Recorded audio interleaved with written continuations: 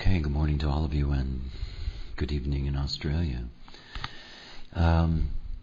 You'll notice that we have a difference today.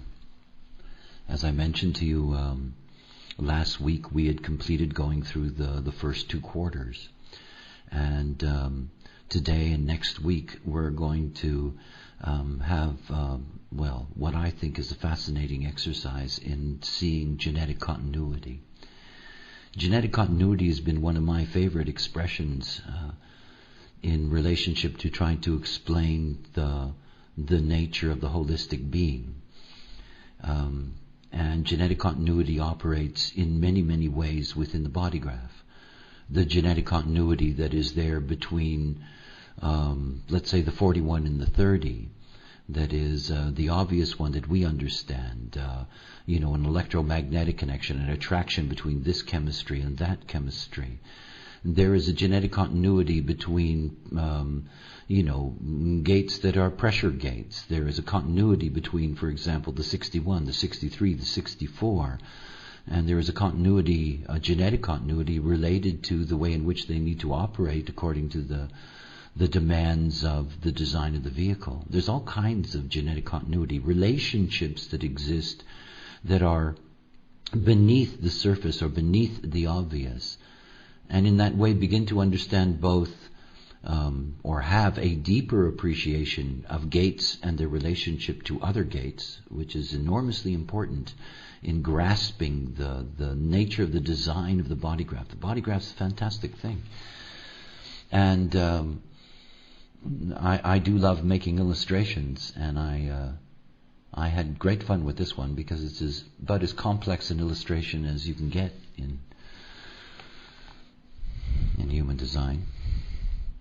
See, we're not looking at the individual faces today. We've done that. We've gone through, and this is the full quarter of initiation that we began with. That is Kali and Mitra and Michael and Janus, the faces that run from 5 until 8. This is the quarter of initiation. And you can see illustrated here in terms of the body graph and the wheel, the relationship of these four faces, with that arc in the wheel, that we know as the quarter of initiation. And here you can see the configuration.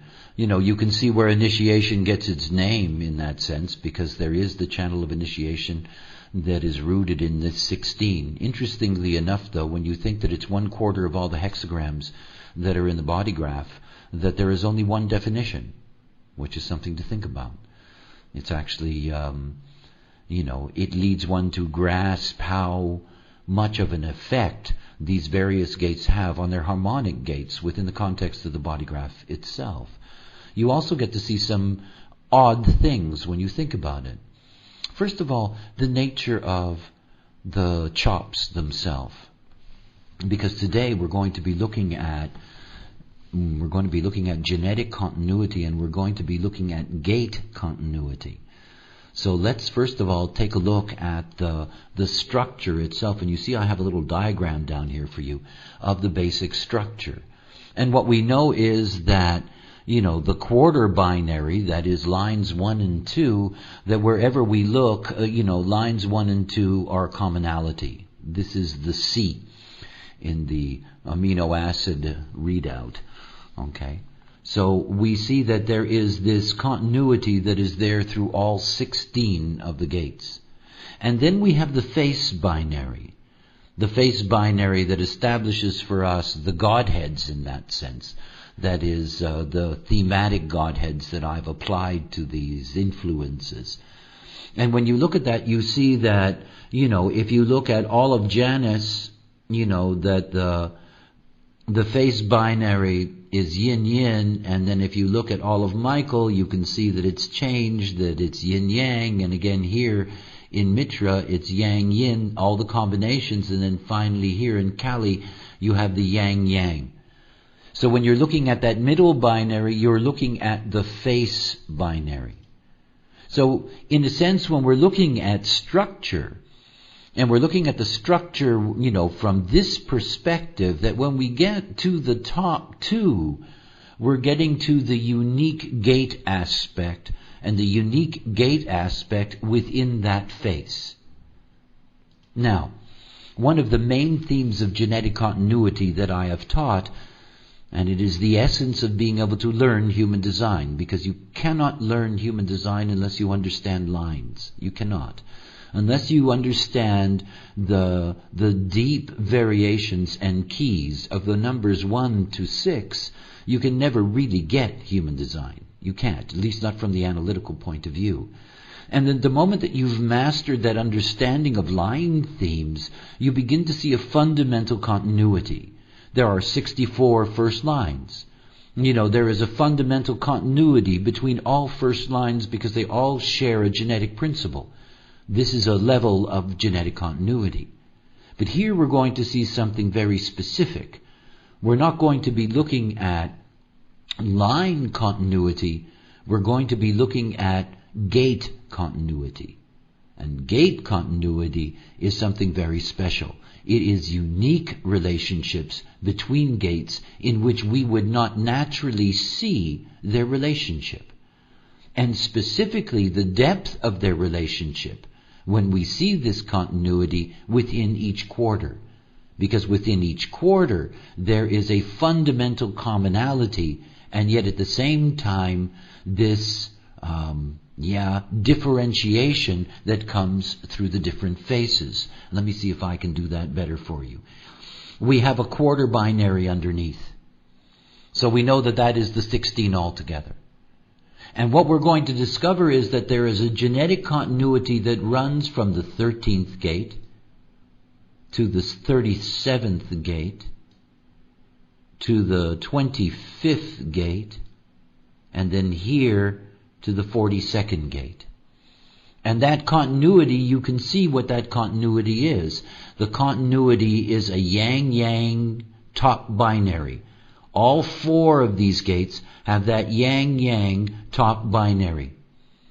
So what we have in each of these cases is a commonality of the base that is always the same, the base binary, which is the quarter. Okay, and then we have the commonality that is in the genetic continuity of these 4. We have the commonality of the yang-yang top. The only thing that is different here is that each belong to a different face. And obviously that brings out the substantial differences that define each gate as being different from each other. What I am suggesting here is not that there is a duplication of thematics, but there is an inherent relationship between each of these 4 gates, and particularly in the context that we're looking at, that is, the conditioning of the personality by the crystal bundles, that what we're seeing is that in each face there is an agent that operates in a specific way, and the way in which that agent operates is mirrored, is duplicated in every other face. So we begin with the continuity here that exists between the 13, the 37, the 25, and the 42.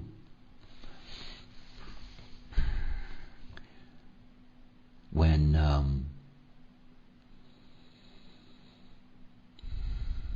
I was going through my mystical process, I had an experimental school. And in hindsight, it was very important for me. It was all about being able to take very, very complex subjects and distill them down into a simplicity that a teenager could grasp. And when I began my work teaching human design, I was always looking for, these simple mechanisms, these simple keys. They're formulas, after all. And the only way that you can begin to understand the genetic continuity between these gates is to begin to play, because it's a kind of poetry. It's like the work I do in the normally about once a year I do a keynoting workshop of some kind. And Keynoting is an art. It's an art. It's an art that's rooted in a disciplined education, because you have to know the material you're working with. An artist without technique is going to have dilemmas. And yet at the same time there is a freedom to it. I look at these 4 gates and the 13th gate is a listener. And the 37th gate is the family. And the 25th gate is a gate of the shaman and the priestess. And the 42nd gate is the gate of growth. And when you begin to play with these, when you begin to play with the keynotes together, and remember what we're talking about. We're talking about the way in which the mind is going to be influenced. And we're talking about a relationship, a basic relationship, this yang-yang top, this basic relationship in combination with the yang-yin bottom. It's through this basic relationship that they're expressing something in common in terms of the way in which this quarter influences us. And remember, this is the quarter of mind. You can see it here. The yang beneath the yin.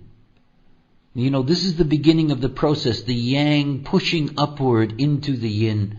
That is mind entering into the form. Entering into the form and bringing mutation as it enters into the form. Or initiating the form. This is the driving movement. And here we have this yang-yang top. So let's think about it for a moment. The listener is more than a listener. The listener has power. And the power they have is that they carry secrets. They do. They carry secrets. It is their deepest power. And that these secrets are throughout, and they are a driving force. The 13th gate is there to assimilate the experiential way and prepare it for expression. It is the very basis of being a prodigal. This root of the fellowship of man. And it is through one's relationship with the other that the secret gains power. It's like the bargain in the 37. There is this, every time that anyone has ever made a contract, there is someone who is looking for the loopholes. There is somebody looking for something that's hidden. There are themes that run through each that bind them together. But most important of this is something to understand about the very beginnings of our influenced, being influenced by the forces here in these 4 faces, is to really grasp about how much they are based on spirituality, the family, one's relationship with the other being the only way of growth.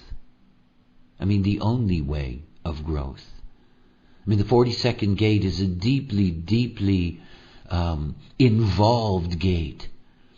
The growth in the abstract process is it's fundamental to the life and to life experience. It is the sacral expression of the abstract format. And everything about it is about these are the themes for instilling this growth. And that it is this growth that is being pushed through these 4 gates. And controlled as well.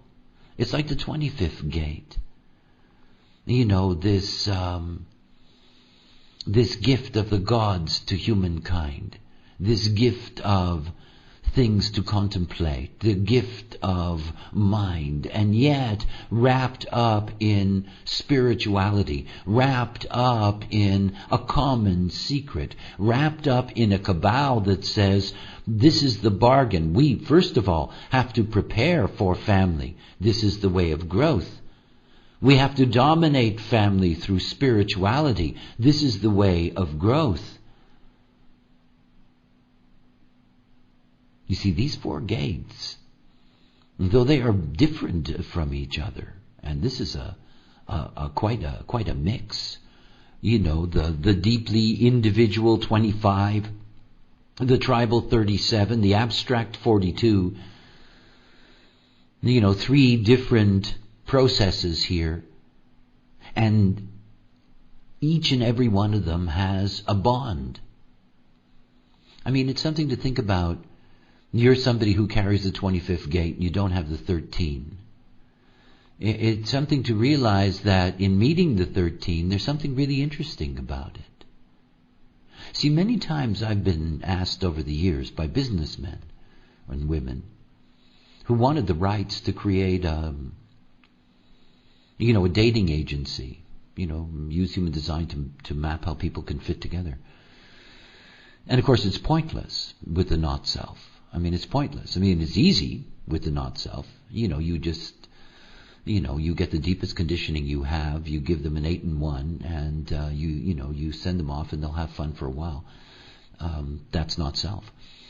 But the very basis of bonds that are not caught in the genetic imperative are these continuities that exist between gates. There is a very strong bond of recognition at the genetic level that takes place between the 13, the 37, the 25, and the 42. And matter of fact, they in fact complement each other. They do. This is genetic continuity. It isn't to say that, don't take this out of proportion and begin some kind of, analytical process where you're trying to equate your relationship to the other relative to the gate continuity. But boy, is it fun to look and see that, so much of our connection to the other, what is interesting about them, at the same time comforting, can be seen through genetic continuity. And by the way, there's many different kinds because we have 4 quarters. And there are all kinds of things that take place in all of this. So, maybe one day I do a course on it, but right now I just want you to begin to look differently at the relationships between gates in the body graph and understand they're instruments of the forces of the quarter.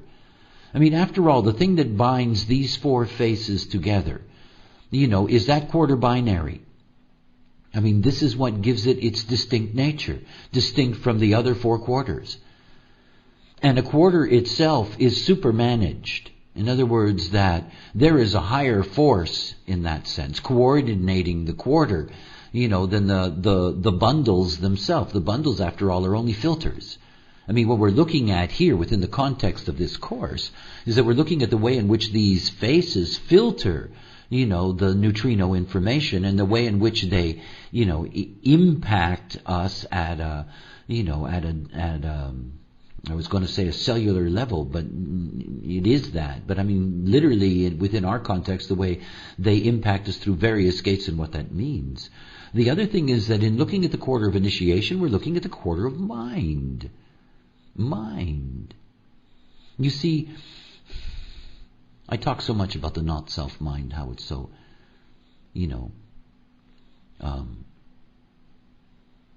it's so locked in. It's such a deep homogenized well that it's in. And, when you look at all of these 16 gates and understand that each of them, through genetic continuity, is going to have a relationship to mind. They're all going to have a relationship to mind. They're all going to have a relationship to the way in which, to the way in which we think. Quarters are amazing things. They begin with, the Sphinx. Always begin with the gate of the Sphinx. Always close with the gate of the 4 ways. And this is the way of thinking. It is the way of thinking. It is the way of collecting experience, because that is what the 13 is. The 13 is one of the main memory gates that we have. And it is this collecting experience that leads to thinking. collecting the experience of the 49, of the 30, of the 55, and on and on and on and on, and collecting all of that experience, that leads to the foundation of mind. So we're looking at the whole progression of the development of mind. That is, what mind's going to be hooked into. You know, our minds, in order to be able to dominate us, have to be hooked into us some way. It is the 16 gates of the quarter of initiation that give the mind access to our processes. And doesn't that tell you something interesting? I mean, you know, everything about the bundles is that it influences the personality level of consciousness. But here, specifically in the quarter of initiation, every single gate is a portal for the mental system. And so it means that each and every one of these gates, in their relationships to other gates in the body graph, are translators and receptors of information for mind. Following the track, you know, following these tracks becomes something that's very significant. You know, how can you be this prodigal, this listener, this collector of experience, unless all of that, you know, I mean, how would we know about it unless mind has access to it? Mind is interested in the 13. It's connected to it. It's connected to the 37. It's connected to all of the gates that are here. They form the basis or the filters through which mind perceives its own existence. So the relationship that exists between these gates in any quarter, they're very special. And then to extrapolate that outward, the 13 goes to the 33. If you know what I mean. In other words, a network, a web that goes out from this level of continuity into the other levels of continuity. On and on. And that the deepest relationship that exists is going to be in those situations where somebody has, you know, the 37-6 and somebody else has the 13-6. You know, and then you're really going to see a similarity. You know, a deeper genetic continuity. The 49, the 63, the 17, and the 3. I was busy over the weekend beginning to assemble material for next semester. One of them is a course called Rave Anatomy, and there's a specific lecture on the incredible complexity of the third gate and its responsibility for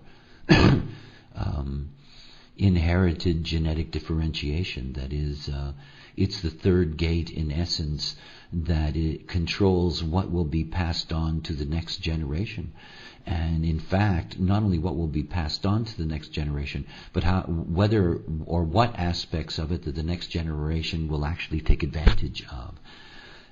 The third gate is extraordinarily important for the establishment of the life principle. And, you know, it is also obviously deeply mutative. And it's something to see again about, you know, the understanding that we have here in that this is the yang pushing up into the yin, and the recognition that it all has to emerge through the yin. You know, the hidden truth of Janus, that this is truly a female principle, that is the Holy Mother and Child. You know, this is this is understanding that knowledge is something that is going to have to move through the body. You know, that this capacity for principles, that the potential of mind to doubt, you know, that this is all part of it. The need, the deep need, you know, of for concepts, for logic, that all of this has to emerge genetically out of the form, that all of this has to be endowed into the form. I mean, it would be interesting, for example, to do studies and see, for example, in in families that have a genetic history of high intelligence or genius, to be able to see whether the parents carried these continuity gates. My assumption is that they did. In other words, we're seeing a very powerful force here that is really an instrument of mind. And you don't normally think of the 49 and the 3 as being instruments of mind, but they are. They are. That is, mind is connected to the potential of the principles of the 49. And of course we know that the 49 is emotional. We know that it's a mutative codon, histidine. There's all kinds of things in that. And it says that if the 49 is mutative, if the 49 is part of a larger mutative process that is taking place now and is going to be realized in 2027, then it also means that the 63rd gate, the nature of doubt, without doubt. Notice here that it is the 63 and the 17, they're very deeply related to each other in body mechanics, and obviously very deeply related here in terms of the continuity mechanics. And of course they have an interesting similarity if you look at them. That is, they're quarter on the bottom and quarter on top. In other words, they are really, in that sense, very powerful expressions of, the theme of the quarter itself. In other words, you're going to have a more powerful expression of the quarter itself here in these gates than you do in the others. And of course the goal of this, the ultimate goal of this, is to be able to instill in the vehicle and to be able to pass on, because again, the reason I introduced the complexity of the third gate is to understand that the third gate isn't simply about, ordering things and bringing them into form in the genetic sense of the word, or, it is one of its principles. But one of the things that is so incredible about the third gate is that it is responsible for what genes are brought forward. In other words, it's the third gate that determines recessives. It's the third gate that will determine whether you get something from your mother's side or you get something from your father's side. In other words, it controls the combining of what is the reproductive process. And that means that it carries genetic information forward generation by generation. It's its responsibility. Now, if you leave things behind and they're not carried forward, they're lost. We know that about any gene pool. You can kill off a gene pool. And then all the knowledge of that gene pool obviously is lost. And here we're looking at the theme of advancing the potential of mind through genetics. That's actually what it's saying. It's saying, basically what it's saying is that intelligence is something that grows generationally. It does not, the theme is not the growth of intelligence in the individual, in the life. It is the growth of the intelligence of the species over time.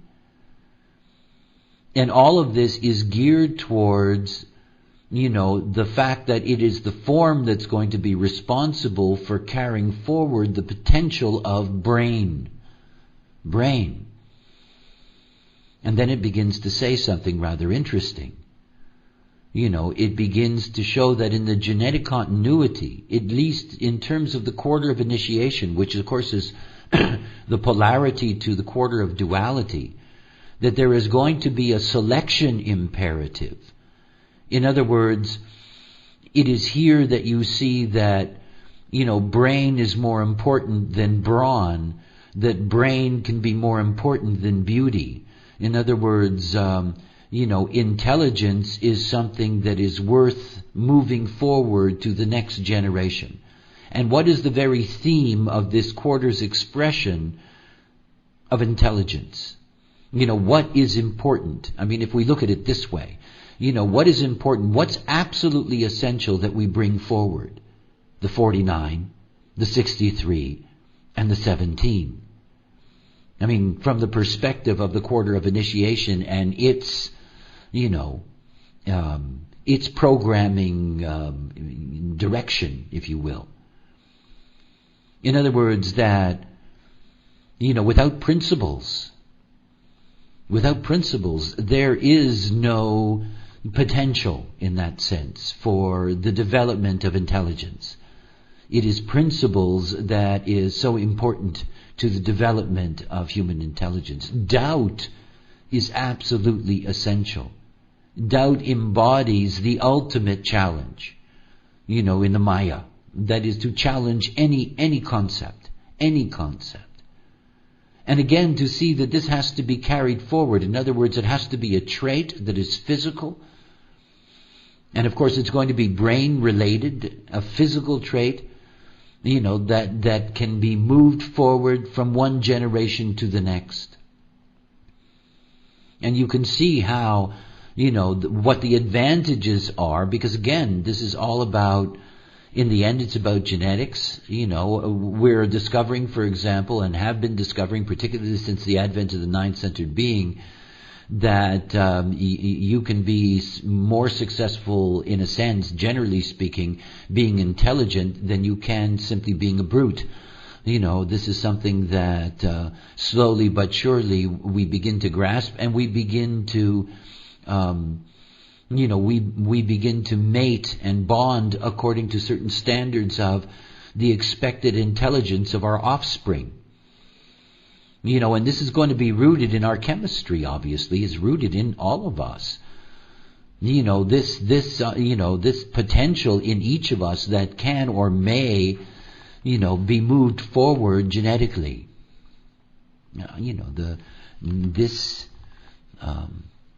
This core of the quarter, because as we go through these quarters, we'll see that obviously each quarter is going to have its core.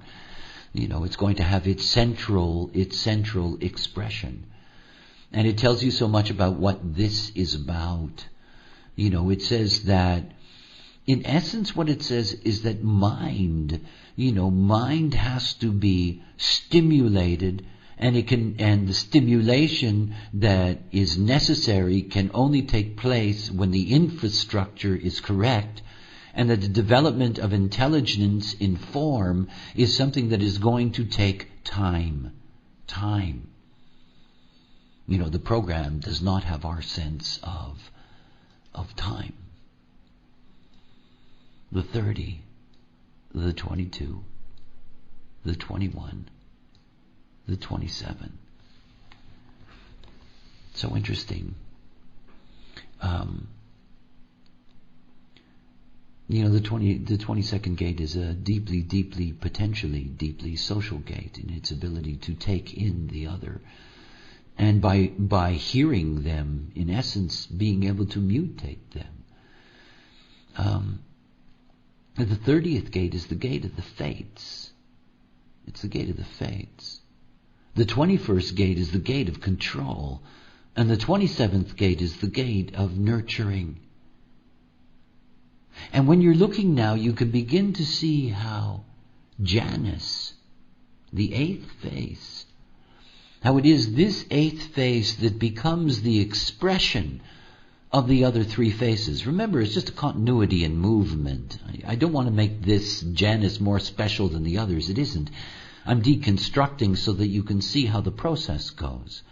In essence, we are moving from this, deep yang center until we finally get, to this deep yin center. And it is a progression. It is a movement. And it is this movement that takes us to everything has to go into and come out of the form. So the way we understand the form, the way we condition the form, but it's all form. It all has to go through that principle. And the 27th gate being the gate of nourishment coming out of the sacral center, that it is the 27th gate that nourishes what? It nourishes intelligence. The 5027, this channel, The 50th gate, the 50th gate, the cauldron, is an extraordinary gate. It is like the 6th gate. It is the central originating gates of its center. It is out of the 50th gate that the potential of the spleen emerges, just as it's out of the 6th gate that the solar plex emerges. And that the streams of intelligence that operate out of the splenic system, that is judgmentation, instinct, and intuition, that those three streams originate in the 50th gate, but the spleen is not a motor. This is our original basic intelligence potential, and its most natural resource of energy, the most natural, is the 27th gate. This is the sacral energy, and it is an energy that is there to feed the development of intelligence. So what feeds the development of intelligence? The fates feed the development of intelligence. Oh boy, do they ever. When the fates get in the way, that's how you learn. This is the key to the experiential way. You've got a plan. Don't expect it's going to work. Wait for the hand of the fates. And when you wait for the hands of the fates, while you're moving, you're prepared. And the moment that the fates step in the way, the moment that you can't go from A to B to C, is the moment you discover B minus, B plus, You discover all these new things. This is the hand of the fates. And what else feeds intelligence? Hearing. This is not the listening of the 13. This is a mutative process. If you're going to meet the 22nd gate, you're going to be locked into a deep mutative process. And what they hear is what they draw. You see, human beings have to have their intelligence drawn from them. But more than that, the most powerful mutation we had prior to the one that's coming in 2027 took place about 85,000 years ago. And that was the mutation of the larynx. That opened up the possibility for us to modulate our sounds and to control them in nuances. It made us different from our primate relatives who can breathe and drink at the same time. And that took place in the 12th gate. And it was empowered by the power of the 22. After all, we're dealing with a deeply, deeply mutative stream. The 3955, obviously a key to the coming mutation. The 2212, the key to the previous mutation. All individual. In other words, you have to have a mind that wants to be nourished and ready to be nourished. That's ready to share, so that ultimately those prodigals can hear, listen to what's going on and collect the experience, but hear the mutation and control. And control. And here you have one of the most special places.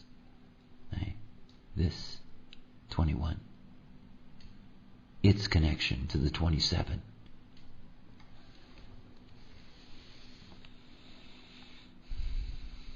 This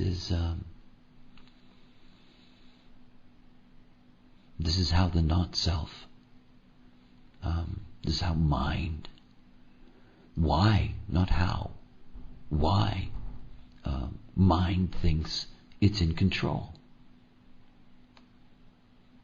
Because of this.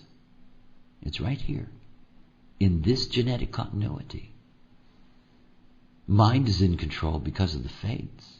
Mind is in control because, at any moment mutation can take place. Mind is in control. And this is what's brought forward genetically. This is the fundamental nurturing necessary for intelligence. To nurture mental control. To nurture mutative encounter. To nurture dealing with the vagaries of life. But here the mind is given its control. It's Michael. It's this God's giving gifts to man. Thank you. Now that we've given you the gift of mind, now you can be in control of your life, says the personality crystal bundle. The program manipulating us into the homogenized delusion of the not-self.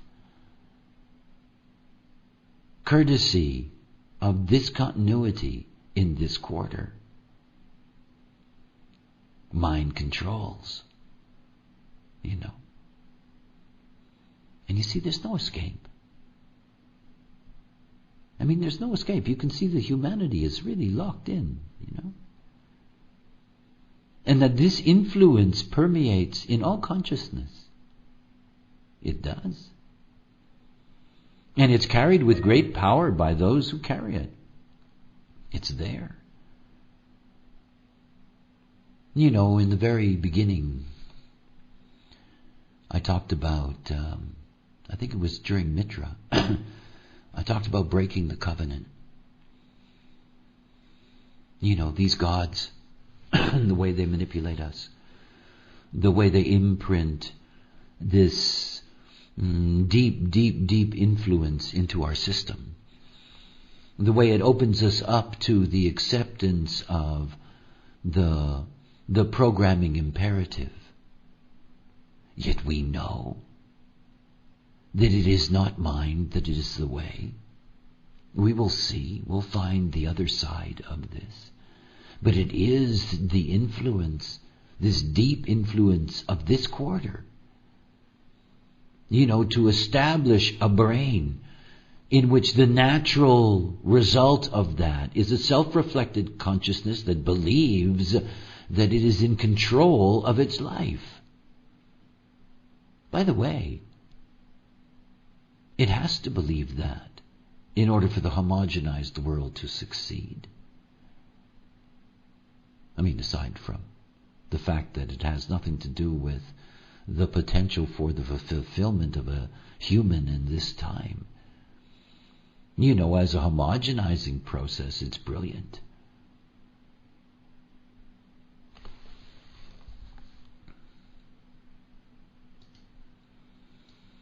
The 55, the 36, the 51. Now those three together, that is already something. And of course it closes with the close, the cross of the four ways, the 24th gate, the return. The symbol of the returning into form, the cross of incarnation, if your son's there in the left angle. It is the close of the quarter, but it is also the opening up to civilization and the movement into civilization. What it brings is the thoughtfulness, a being that will be thoughtful, a being of brain and mind. That's what it's bringing. It is bringing this return of mind into form. And you can see that even though Janus is not the pure form principle, that it carries as its face this preparation for the coming yin. These four, yin, this center you of Janus, preparing the way for entering into civilization, to bring this into realization. And all of this is about developing the programming for mind. Now when we go back and we look at these three gates that feed this process, and we begin with the 55, what a place to start. Because of course, what can be said? We can call it a gate of spirit. That certainly is true. And within the context of the 55 gate, without thinking about 2027, we know that this spirit, this spirit is seeking its completion. That's what it's about. It's a mutative gate, after all. The most difficult thing for the 55 is not to experience completion, All individuals seek the completion of the creative act, the romantic encounter, there's all kinds of things. This realization of it. And the spirit is determined by whether the realization is there or not. And it's something to realize about thinking, that at the very root of the thinking process is the future of that process. What mind, in essence, will become when it's not mind, but it's solar plex neural potential. The 36th gate is the gate of crisis. But it is also the gate of the tremendous potential of being able to break the surface. It is inexperience seeking experience. That inexperience is a gift. It's a gift. And that in that sense we are all born equipped and naive at the same time. There is a naivete, an innocence we call it, in the young, in the new ones. Even though they carry the genetic tools that will be able to provide them everything they need, we cannot give them everything at once. It is part of the program. There must be the development of courage. See, the 36 and the 51 have a deep, deep bond to each other. Seems odd when you think about it. They're very different, obviously, within the context of the body graph. Again, this is one of the wonders of genetic continuity, is really to begin to see these relationships and the way in which they bring another nuance to an appreciation of what a gate really is and what it does, what it expresses. See, most of us, when we think about the 36th gate, we think in terms of crisis. It's got a heavy name, the darkening of the light. It's a gate of crisis. It leads to a channel of transitoriness. It carries desire, and it operates in a crash wave. And whenever you put it all in that context, everybody goes, oh, Jesus, yeah. It's not like that's everybody's friend. But you see, when I look at the stream, the 41, the 30, the 36, the 35, it is so obvious to me that as the integration channels are the backbone of survival, that the stream of feelings is the engine of existence. It's the engine of human experience. It is the human experiential way. And when you see it in that light, in the same way that we see the fates of the experiential way, that we just saw previously in the continuity. Here we're seeing this, this courage, because it's courage. They suffer a lot, after all. And depending on their configuration and many other things, it can be a very, very difficult process to carry this energy. Because in a sense, it is, despite fear, it is ready for the new experience. It is the engine of intelligence. That's what the experiential way does. It's not blessed with intelligence itself. Let's put it that way. It is the engine of intelligence. It creates the possibilities of it by creating experience. It's the 36 that has to deal with the 30. It is the 36 that when the fates step in the way and say, no, you can't go that way, it says, okay, I'll try this. I'll just go this way and see what happens. And the 51, the gate of shock, the arousing. This is a gate, keynoted as a gate of courage or folly. That is, courage can be very dumb, very stupid. There are too many examples. Soldiers going into hopeless situations simply to perish. Courage can be insane. At the same time, it is to have the courage to leap into the void. This is the essence of initiation. And so here in the 36 and the 51, you have something that is very, very special about the infrastructure of mind, that even though that we are, controlled by the not-self mind, the 21 that does its work, at the same time there is potential in all of that, because there is the courage to leap blindly beyond the control. And of course we know that. We know that. We have a whole history of human beings who have, challenged the concept that the mind is in charge.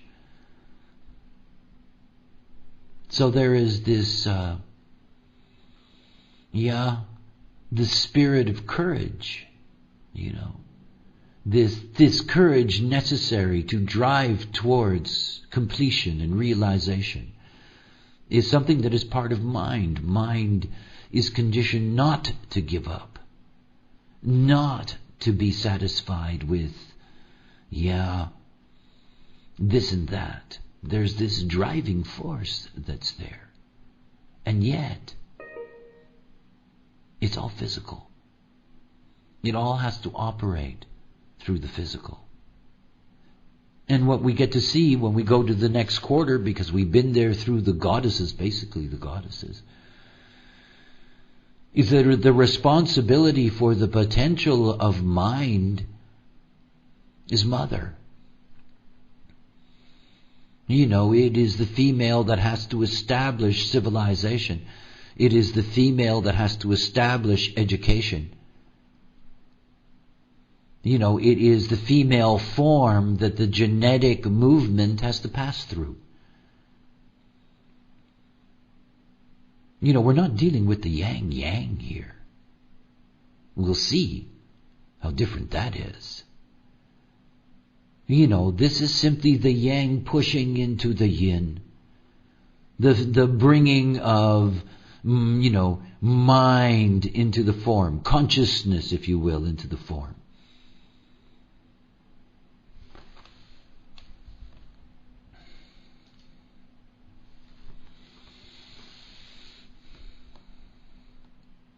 There are no other students of this knowledge that have ever been given such a view. The relationship between these gates is very profound. It is. It is something to understand that, what happens to one, in a sense, is something that is recognized and added to the nature of the other. See, I don't just see the program in the context of you and me. It is clear to me that I live in an ocean. I do. I live in an ocean, not on one. In it. So deep embedded in the ocean and so limited in my capacity to perceive that I can't even see it. And yet these zillions of neutrinos, the numbers are so huge, it's impossible to think about the density of this ocean that we move through. It's so dense. And we're surrounded by a star field. We're surrounded by these incredible forces of source information. The neutrino streams pouring out of stars and galaxies, and all of that information forming a vast ocean of information. And that vast ocean of information is penetrating the crystal bundles as it approaches the planet. The trillions upon trillions upon trillions upon trillions, second after second after second after second, everywhere, all the time, endlessly pouring through. And not just pouring through our crystals, but the endless zillions of aspects of life on this planet endowed with crystals of consciousness. And the flower and the bee and the tree and every cell, all the inanimate objects, all bathing, all immersed in this deep, deep ocean. And it is not a still ocean. It is a huge ocean, and it's a current. And we are moving in space. We are moving in the current of this huge ocean. I mean, the ocean is traveling at nearly 186,000 miles a second. That's fast. What a thing. See, we're in this dense programming field. And in this ocean, this is 1/4 of the ocean you're looking at. It's 1/4 of primary conditioning. First off conditioning. By the way, at the same time that the neutrino field is pouring down on us and through the crystal bundle, it is also pouring through the earth and through the design crystal bundle. I mean, and it's all multi-directional. I mean, the density of the programming, I'm not looking at any of this specifically relative to the body. You know, to go through the quarters relative to design. Very different. I mean, obviously similarities. Like doing the chains between PHS and rave psychology. They're similar, but they're different. You know, this is this vast ocean we're in.